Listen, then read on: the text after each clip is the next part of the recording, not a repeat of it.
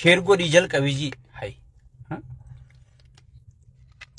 رام سبب بريدا خنا أمتو مانغا خنا رد برسنا شيك أبو تهدو في وي شي نكي ندو في هذا ولا شيك أبو كل شيء من الكتاب الجسم جاتي شير قولا ولي قاقا وعليكم السلام ورحمة الله وبركاته بقنا قاان دفتن اندي خيزنو لما خدير كان الرأي يادا شيء تيشي نجو ديما مي سنهندنو شيء نكي ندو في شيخ وقنا قاان دفتي جا خون إليلي ولارا خون شير خون انفايت خون وي ها هندنو فارسي بولا اللين الرد فاشير قرأ فارسي بولا اللين قفتا خيسن را دبچو يانو انت هذا ها نمني ولي خديرين جالل والقبسيس نمني ولي إيمانا قويتا إيمانا من انديقين المنام يوجتي ربي خواتي يرينتي انت لوتنا خجي اغرتي جالل والقبسيس ولي ربو وللربوني برجما خنق أمها الله ها نمني قرتي جزاء خدير سنة جال لسنة كسي والقبسي سه وندنو شير ولي قدا خغرتي أبو لال وبو جي خك أبسل تلي ولين كخاس اللي شير قدا نمون دبرا جال لك أبا من جاللاتي زجاك أبا من أبسوتي زجاك أبا من وداجاتي زجاك أبا من شيكوتيتي زجاك أبا سيقالي هاي برمجان كن كدير مرتوخن هركسا ربي نباليسي سمو بلوخ النفي الحمد لله سيقالي بكي نرى جزان قب ننجرو جيشو سيقالي إذن أكا خطاب الجسم التالي جزانو براك أبا جيشو سيقالي جزانو براك أبا خطاب الجسم جنان أبو قربان كتابة هاتوسن خطابة فودو سايبتيچي هيجسون أكا خطاب الجسم نجلام فونيغا أوروموتي جاكوبانا كبار داني سيدون خطاب الجسم خطاب شيك أبو تاته أكا نجلام فونيغا هدرا وعليكم السلام ورحمة الله وبركاته بقنا جان دفتن دي كيسانو غند سياسة راهي حقا قبا غندس أمنت الرا حقا قبا غند مال الرا حقا قبا غند هند الرا حقا قبا جتشو خدير سيغلي وعليكم السلام ورحمة الله وبركاته إلي ففجأسا إلي شيخ جا أمريكانا إدا سيغلي هاي مالتا تنسى نمو ممويدني بو تيك توك سنتو يسن روياكم ها منا مراتو سنتو يسن رويا خيو هاسو يتي دقيقة شمبو دوغي چرابات ناركي برخان قبدو ميشان چاينا وندني تيك توك سنن سنما فين جب مليس لا أكنا ماتي نمني تيك توك جراويتا يقولي تيك توك جرا نمني أكنا ماتي في غرو برهان قب أتي هاسو يتي قبونا فيديون كنت سدوبا يادا فيتي هاسي يادا إجارة هاسي ديغا هاسي مال هاسي خدته يوسي جلا جولي وراب دسو وراب دي ملي وعليكم السلام ورحمة الله وبركاته أبو نينجل كبا مالتو سنجر جرسي نينجل كبا شير قدا دفاتي انفايت قدا وليد الدبر ساوي مالتا تنسى وزون شير قوتني انفايت قوتني دو وليد الدبر سيني جل كبينكم مالي سيقالي جل كبينكم مالي ها هيه إيجا جل كبيجت تنقاق عالي لمي فيتي في داوتوت في خبجون دركمانين جل كبا إسين أركان شير انفايت قد هذا وليد الدبر سارة الردي بودان السلام عليكم ورحمة الله وبركاته كبجمتوتا في جالتمتوتا داوتوتا فيسبوك شيك أبوتا هندكي سنمو بغانا غان دفتن أركم بيكمو ودا قد قد سخينياتو ندرا دكوبسته غچيسه جچورا اودا غودا جانن سيغلي خدير مرتو كيسن تكيستني ارتي جتني غدي بفتن كنامت نمنكون نمغرتي واهن درب جولو مانكن سيغلي علما خرموه بورنا بيخني جت اورمون غورنو جچودا لا وانتتي كو خيستي بيخني جان غرتي خرم غرتي خرموه تاو سيغلي gartee namni kun nama gartee urmiin isaa xiqqoodha garuu yaanni isaa gartee gaafa aadamsan warra gaafa dabrisanii wajjin manguddoota keenya hayyoota keenya jaarraa abbaa gadaa faa rabbi warahmatullaahi waaqoo guutuu faa taaddasaa birruu faa sigale abbishee garbaa abdii sa'aa gaafa wajji warra yaanni isaa wal dorgomuu jechuudha gartee nama kanaa kanaan nurraa gachiise odaatu nurraa gachiise wanniin jeef sababa kanaaf mee osooniin dura dubbii hadiir martutti hin seenin namni naman galatoonfanne ilma namaatii miti obboleessa keenya tokko yaadataa Juneedii sigalee yaadataa Juneedii tokkoon galatoonfachuu barbaada jechuudha tujjaarri hedduudha beekadha namni qabeenya qabu hedduu dhugaan siyyama garuu khawaa kennatu nama qubaan lakkaa'amu jechuudha san keessaa yaadataa Juneedii kun nama hangafaatii jechuudha sigalee nama hangafaatii jechuudha rabbiin tokkichi baguma gurbaa kana nu keessaa uumeewu ummata Harargee kanarra guddaa keessattuu Harargee tan gosaa fi gandaan diiganii fixaniiti akka namni ibidda walirraan fudhanne godhan osoo gurbaa tokkichaa kana rabbi as keessa kaa'u baate ummatuma kanaa uni jaalataa rabbiin gurbuma kana keessaa uumuun hin beekee sigale qooda walii kaa'uu qabna walitti hinaafuu wal waanyuu hin qabnu sigale kakhenneeni kennatte rabbi bakka gartee xiqqoo zoon hin ta'in guddoo san baafte tasanirra guddoo rabbii qaba rabbi si haa kennu jaani boo yaada isaaniis sigale hulaan hundi si yaa banamtu jaamboo hay walii qudda sigale abbootii qabeenyaa meeqaatu gartee sharmuutaa miliyoona 3 barreessa farshoo quufee sigale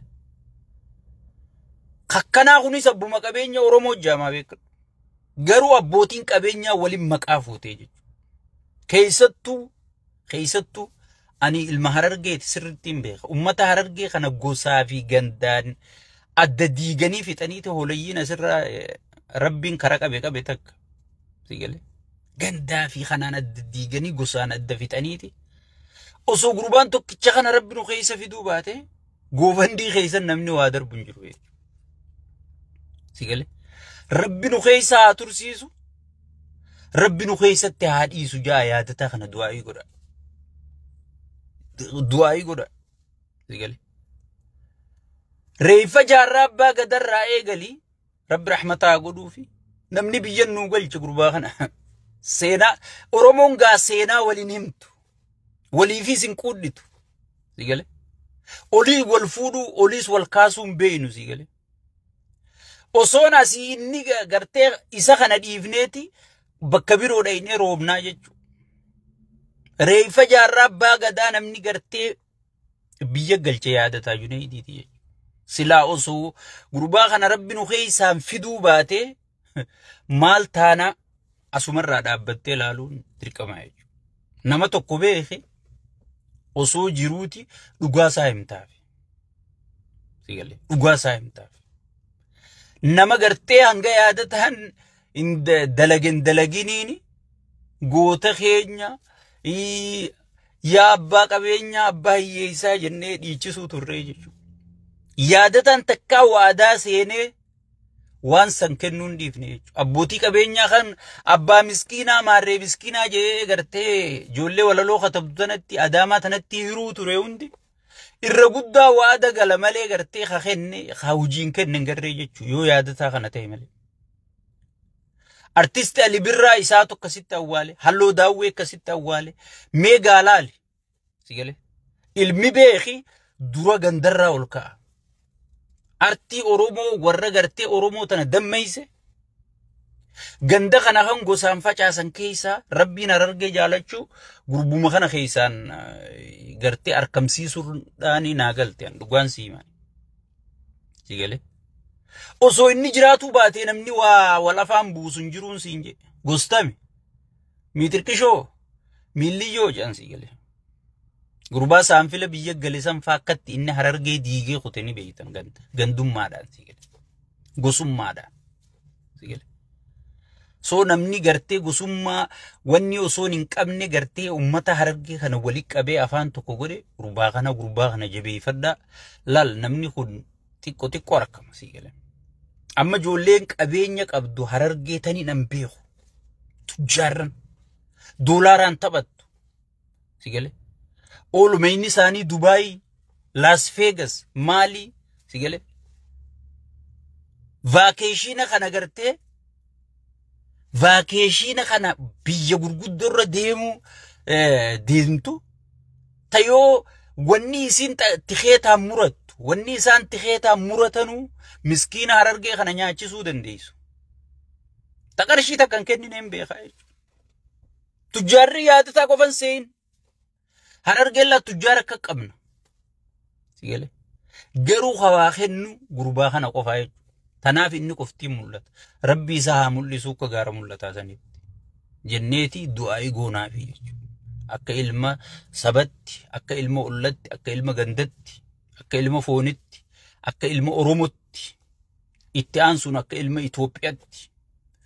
Rabbi gartee ulumaan isaa adeemu jennee wanni du'aa goonuuf kanaa jechuudha. Itti aansuudhaan artiin Oromootun namoota akkanaa hagaraa laafuuf malee jaarmeen qabdu. Jaarmeen qabdu. Artii facaatu. Artiin saba biraa hoominiiti qabdi. Mimma eenyu haa diraamaa abbaa Harruufaa wajji dalaguu ture san kan dhiyoo tana OMN hundi poosti godhuu ture san. Haa diraamaa dalagu san maqaa isaa naa barreessin. Eenyuma haa dhukkubsatu haleen isaa dhukkubsatu san. Kan BBC illee gabaase san. Sigale. Osoo gartee hoominiitii qabaatanii, osoo buusii qabaatanii, osoo wal dhagahuu qabaatanii. Sigale. Osoo gartee duraan hoominiitii qabaatanii arra gartee artistoonni Oromoo xiqqaate. Kun ganda keessaa jimaa nyaata. Kun hoteela keessaa farshoo dhuga. Sigale. Kaan asitti waraananii ajjeesan, kaan ichi dhagaam jimaa jala qoomanii ajjeesanii. Waay artii abaluutu barmaarree. Waan haakima. Okay, artii eenyu hadhihoo tana ibrooshe eenyuti haa dilcorra hospitaala Rakhisha san keessa du'e dirra Harargee. Waan haakima mun dhabe. Maaliif artiin tu wal quban qabduu jechuudha. Namni bar singil songii wallee takka bichaa singilii takka baaseeti artistoonni Habashaa kun bar Los Angelesii fi makiinaa bitatanii itti bitanii oofanii bar. Maaliif jaarmee qaban? Nuti kun abaa hojaa, kun shaa, maarra jaa, kun mitirkisho jaa, artiin tun gartee namaa kiishaa qabaa jechuun rakkoo artii teenyaa guutuu. Artii jechuun ka ummataa jechuudha. Kaafaan dhuftuni wallisaafi, abaan dhuftuni wallisaafi, badhaadhinni dhufuni wallisaafi jechuudha. Artii jechuun ka ummataa jechuudha. Wanni kun nuun galle jechuudha. Yoo artiin keenya tokko kaarraa abaa odeeggaru gandaa baluu dhaqe hayi gantuudha. Yoo hamaarree deeggaru biyya dhaqee agarsiisa godhate hayi gantuudha. Sigale. Oolii naggaa galatoomi. Durasa oolii naggaa. Sigale. Dhiyootana dhukkubsateeti. Yaa Oromooti jana gargaara. Amata meeqa artii keessa jira namni suni beeka. Amata 20 fi 30 artii keessa jira beeka. Namni bara amata 20 miti wallees daqiiqaa 20tiin Amerika, Awurooppaa maalirra oofaniin siinjee. Sigale. Ijaaramiinsan qabnuu jechuudha. Ijaaramiinsi keenya hundinuu siyaasatti hidhame. Maaliif akkas ta'e? Wanni keenya hundi artirratti hundooyti jechuudha. Oromoon haga amma kitaaba barreessu eegale malee afoolaani sagantaa walitti dabarsaa as gahe. Afoola kana eenyu artii keessaani. Sigale. Amma fakkeenyaaf artisti Adam Haruun fudhadhu.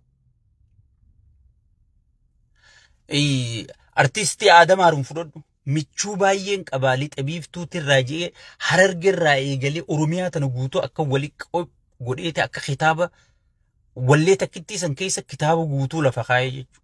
afoolaani waa walit dabarsuu ture sigalee oromoon jettee artiin tun akkasiini gartee dildila nuu taatee arra gartee afaan oromoo ka dubbatamu hanga PhD'tti kan gartee barattoonni ittiin dalaguu ture kana artiin kun sadarkaa tanaa gayuudhaaf sigalee wanni isaan keessan darbin hin jiru jechuudha.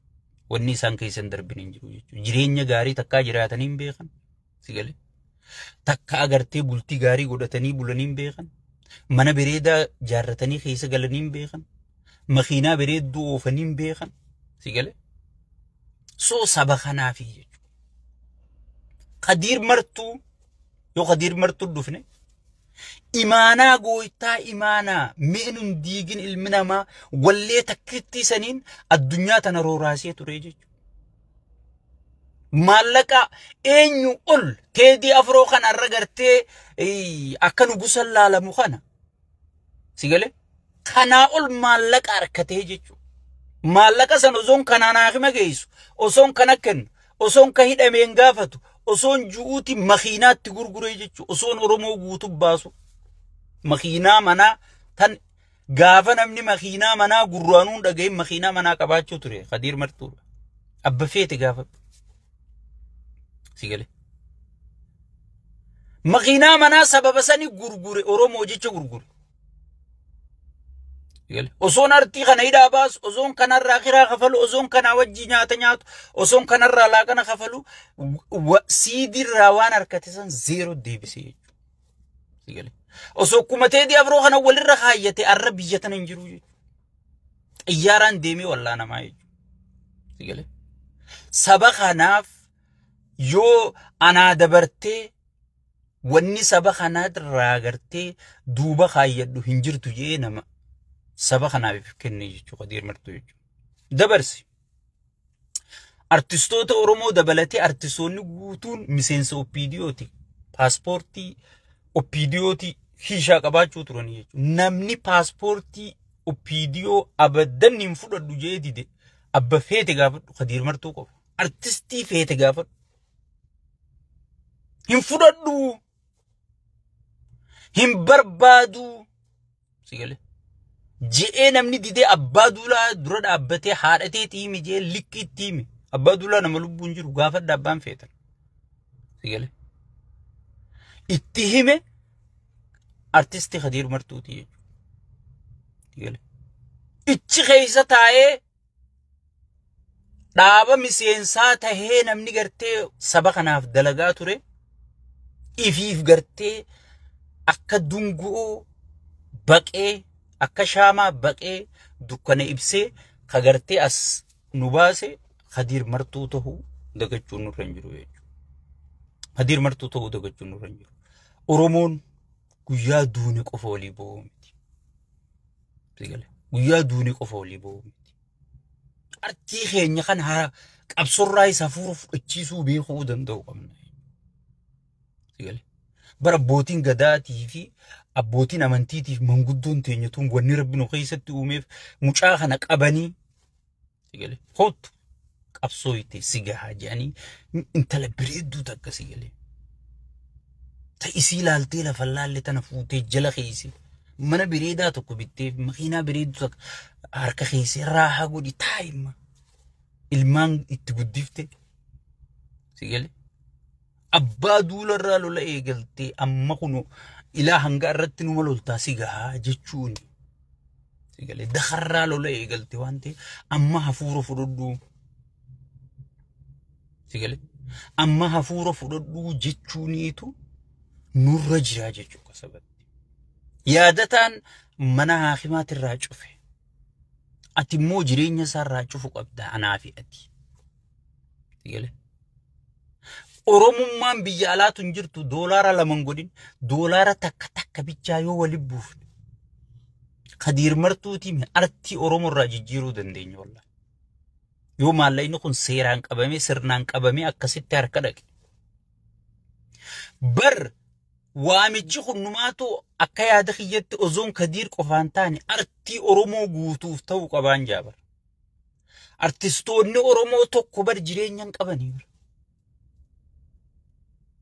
وانا موجو اسي خريفتي فيديو را وطالاتنا وان جرين غاري جراتن ستين فكاتين كيسان دفني سبوان ابو ربي جي يا ابو وانوجي قلباني ودبنك اني سينجا يقول